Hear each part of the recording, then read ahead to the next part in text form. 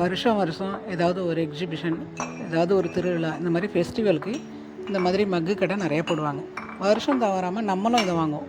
வாங்கி வச்சு உடஞ்சி போக 1 2 அப்படியே வீட்டில் இருக்கும். இதை வச்சுட்டு என்ன செய்கிறதுன்னு தெரியாமல் அப்படியே போட்டு வச்சுருப்போம்.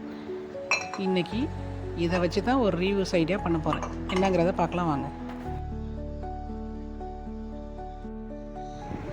நம்ம உப்பு வந்து பெரிய ஜாடியில் போட்டு வச்சுருப்போம். அது அப்படியே எடுத்து யூஸ் பண்ண முடியாது.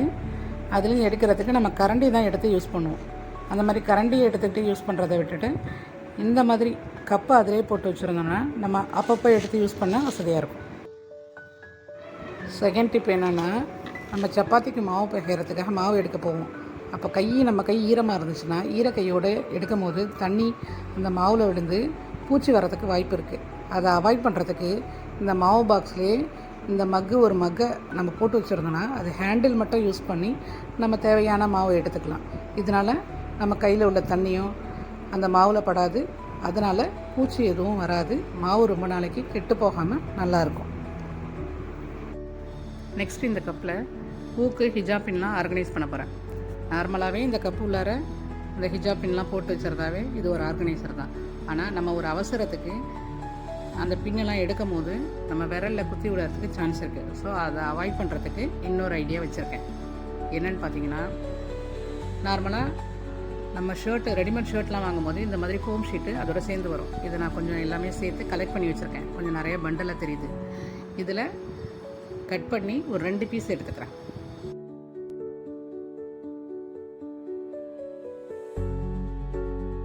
ஒரு பீஸ் அப்படியே சுருட்டி பால் மாதிரி ரெடி பண்ணிக்கிட்டேன். இன்னொரு பீஸையும் அந்த பால்லையே சுருட்டி ரப்பர் பேண்ட் போட்டு கொஞ்சம் பெரிய பாலாக ரெடி பண்ணிக்கிட்டேன்.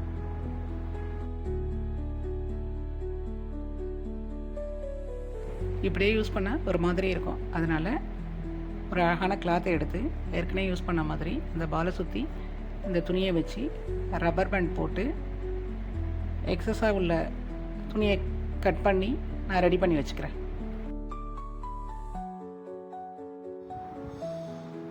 இப்போ ரெடி பண்ணி வச்சுருக்கிற இந்த பாலை இந்த கப்பு உள்ள இன்சர்ட் பண்ணி இதை நம்ம யூஸ் பண்ண வேண்டியதான். ஹிஜாப் பின்னா, பூக்கு இதெல்லாம் நம்ம ஆர்கனைஸ் பண்ணுற ஆர்கனைசர் சூப்பராக ரெடி ஆகிடுச்சு.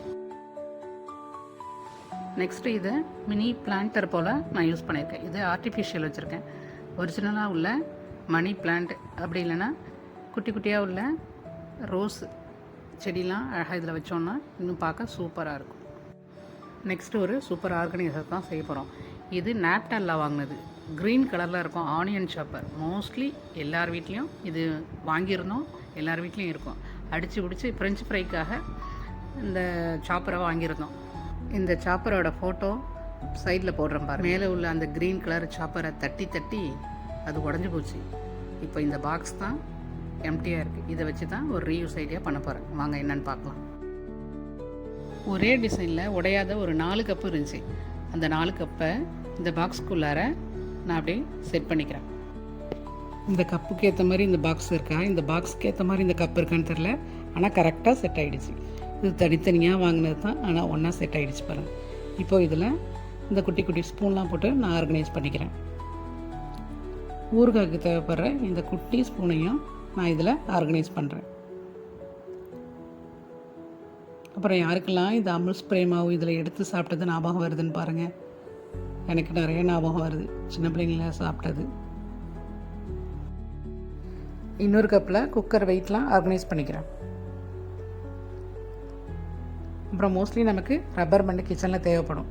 அதையும் இன்னொரு கப்பில் நான் ஆர்கனைஸ் சின்ன பொருள்லாம் நான் இதில் அழகாக ஆர்கனைஸ் பண்ணிட்டேன். ஒரு குட்டி டிப்ஸ் என்னென்னா, இந்த மாதிரி ரப்பர் பேண்டு போடும்போது அந்த பாக்ஸில் ஒரு கொஞ்சோன்னு டால்கம் பவுட்ரு, அதாவது முகத்துக்கு போடுற பவுட்ரு அதில் போட்டிருந்தேன்னா ரொம்ப நாள் ஆகிடுச்சுன்னா ஒன்றோடு ஒன்று இந்த ரப்பர் பேண்டு ஒட்டிக்கும். அந்த மாதிரி ஒட்டாமல் இருக்கும். இது ஒரு நல்ல டிப்ஸ் தான். இப்போ பாருங்கள், எனக்கு என்னான்னு மூலையில் இருந்த இந்த பாக்ஸையும் இந்த மக்கையும் வச்சு சூப்பரான ஒரு ஆர்கனைசர் ரெடி பண்ணிட்டேன். 6 கப்பு வாங்கினதில் 2 கப்பு உடஞ்சி மீதி 4 கப்பு இருந்ததுனால இந்த மாதிரி பாக்ஸில் வச்சு அரேஞ்ச் பண்ணால் ஒரே மாதிரி பார்க்க அழகாக நீட்டாக சூப்பராக இருக்குது. திண்ணையில் கடந்தவனுக்கு திருக்குன்னு கல்யாணம் வந்த மாதிரி சும்மா கடந்த கப்புக்கு சூப்பர் வேல்யூ வந்துருச்சு. அட்டகாசமான ஒரு ஆர்கனைசர் ரெடி ஆகிடுச்சு. இந்த ஐடியாலாம் பிடிச்சிருந்துச்சுன்னா லைக் பண்ணுங்கள், ஷேர் பண்ணுங்கள், கமெண்ட் பண்ணுங்கள். அப்படியே நம்ம சேனலை சப்ஸ்கிரைப் பண்ணி விடுங்க ப்ளீஸ். சப்ஸ்கிரைப் பண்ணாமலே நிறைய பேர் பார்த்துட்ருக்கீங்க. அட்லீஸ்ட் கமெண்ட்டாவது பண்ணுங்கள். என்ன நிறைகள் என்ன குறைகள்ங்கிறத கமெண்ட்டில் தெரிவிங்க.